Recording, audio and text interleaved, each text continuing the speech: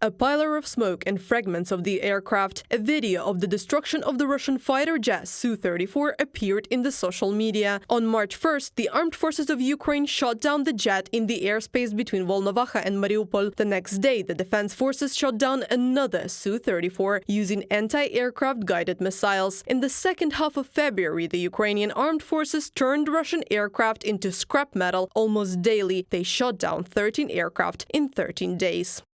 In February, the Air Force of the Armed Forces of Ukraine shot down 13 Russian aircraft, 10 Su-34 fighter bombers, 2 Su-35 fighters and 1 A-50 long-range radar detection and control aircraft. This is the best result since October 2022. We are grateful to our warriors for their efficient work and to our partners for strengthening the capabilities of Ukraine's air defense. From the message of the Ministry of Defense of Ukraine on Telegram. Military experts assume the Ukrainian defenders are using S-300, S-200, Patriots or SAMP-T surface-to-air missile systems to destroy Russian aircraft. But this information has not been confirmed yet. The Air Force of Ukraine did not name the systems that hit enemy targets in the sky, but asked Western partners to continue providing them. I have searched through all the sources, looked in all the countries of the world that have something like this, missiles of this type, but there is nothing that can operate at such a distance. This means that we have new technical means, or a combination of old and new technical means, which allow us to continuously destroy Russian terrorist aircraft. The main task of the Russian Su-34s is to strike various targets, from Ukrainian aviation to ground facilities in the rear. The approximate cost of one such aircraft is $50 million. The Su-35 multi-role fighter jet is more expensive, from $98 to $104 million. It is designed for interception and combat at long and short ranges. Thus, according to rough estimates, Russia has lost up to $1 billion worth of aircraft since mid-February.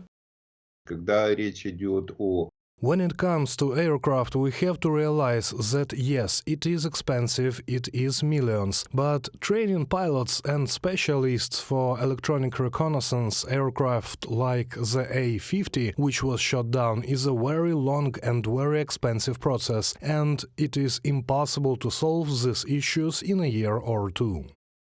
The A-50 is a Russian long-range radar detection and control aircraft. With its help, the Russian occupiers control the attacks of their strike aircrafts and detect Ukrainian jets in the sky. Its loss is a powerful blow to the combat capabilities of the aggressor country. Following the success of the air forces of Ukraine, Moscow plans to resume production of A-50 reconnaissance aircraft. British intelligence suggests that Russia may try to put old, previously stored jets back into service.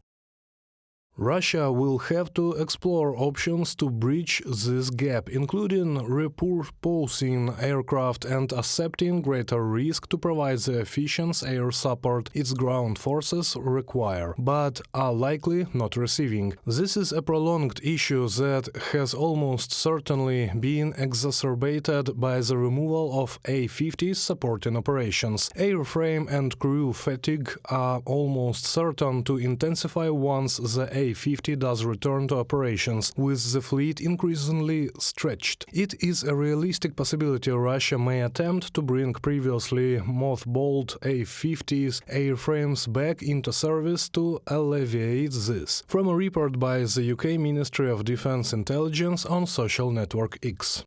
The Ukrainian defense forces are also confident that the enemy will try to close the gap in its aviation capabilities. However, restoring an aircraft is not an easy task. The speaker of the Ukrainian Air Defense Forces, Yuri Ignat, said, according to him, the main problem is in the conditions in which Russians stored these old aircraft. Reported by Anastasia Tarnavska, Valeria Nekipelova, UATV News.